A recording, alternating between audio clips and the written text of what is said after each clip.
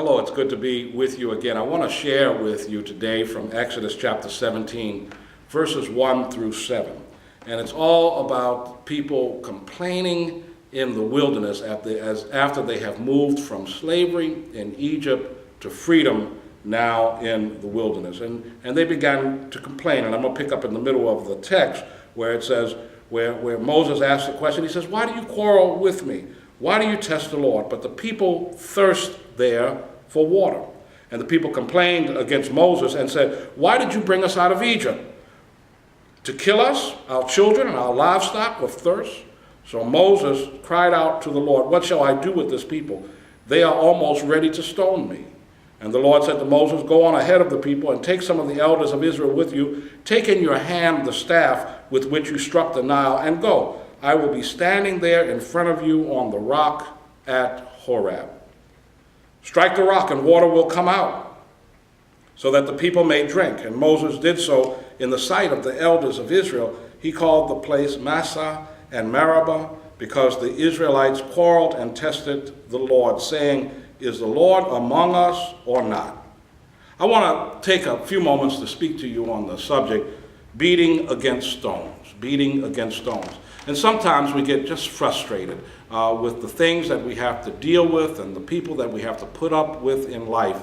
And sometimes we know that we just have a job to do or a task to get done, but it's like sometimes we feel that we're beating our heads against a brick wall, beating our heads against stone. Now, Moses was in that same position because the people were complaining, the people were upset, the people were angry. They were angry that they were in the wilderness and they couldn't find food and they couldn't find water and they couldn't find a place to lay their heads, and they just complained all day long.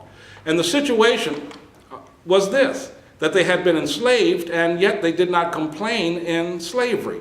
They complained only when they were in freedom. Now you would ask, why weren't the complaints so real when they were enslaved? Sure, they cried out to the Lord from time to time. They cried out to the Lord when the work got harder making bricks, and God heard their cry. But normally they did not cry out because they said, well, it's okay here after all. You can't expect everything to be perfect. Here we got 3 square meals a day. Here we have a roof over our head. Here we have water. Here we have food. Here we have everything that one can desire. We may not have freedom, but we have everything else. You see, what happens in a context like that is that people become conditioned in their oppression. They don't expect anything more. They don't expect anything greater.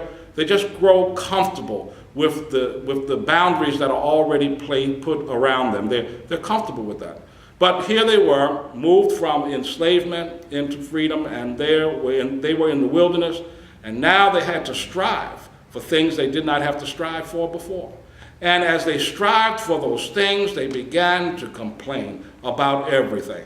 Complaining about the bed, complaining about the roof over their head, complaining about the condition, complaining about the food, complaining about the journey, complaining about everything, and of course complaining that they did not have water. They said, "Why did you bring us all the way out here?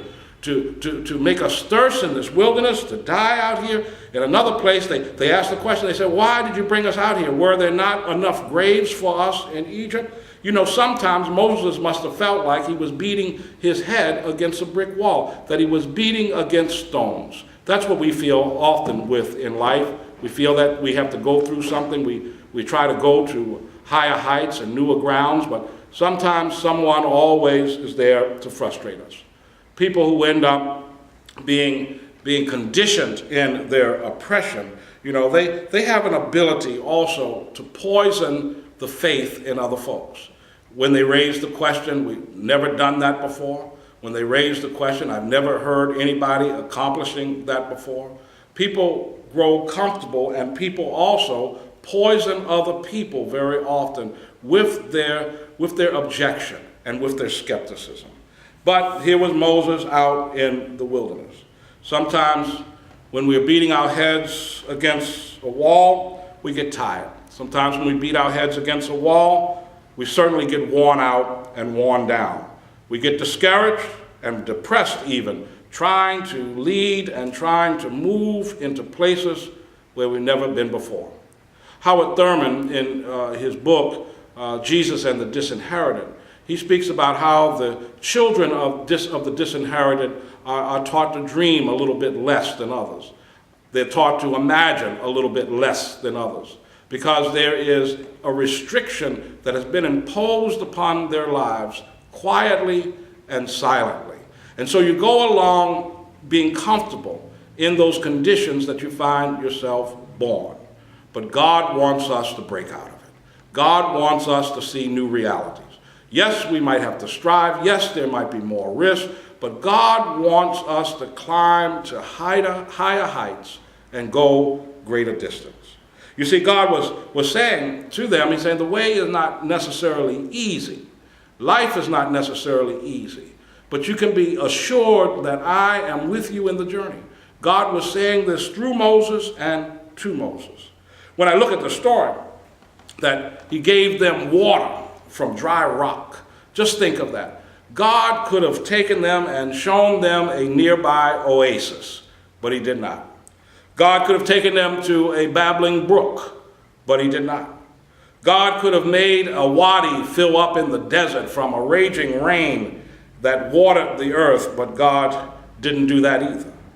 They had to see, you see. They had to see that something extraordinary would take place in their journey. They had to see in order to believe. And so God sent Moses out to a dry rock on a dry ground. And there told him to take his staff and to hit the stone, and the water would come running out. It was an extraordinary event, an extraordinary sight. He had to beat against that stone in order for God to be seen and the presence of God to be seen by the people that were wandering in the wilderness.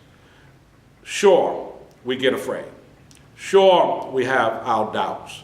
Sure, there is worry. Sure, we sometimes stumble.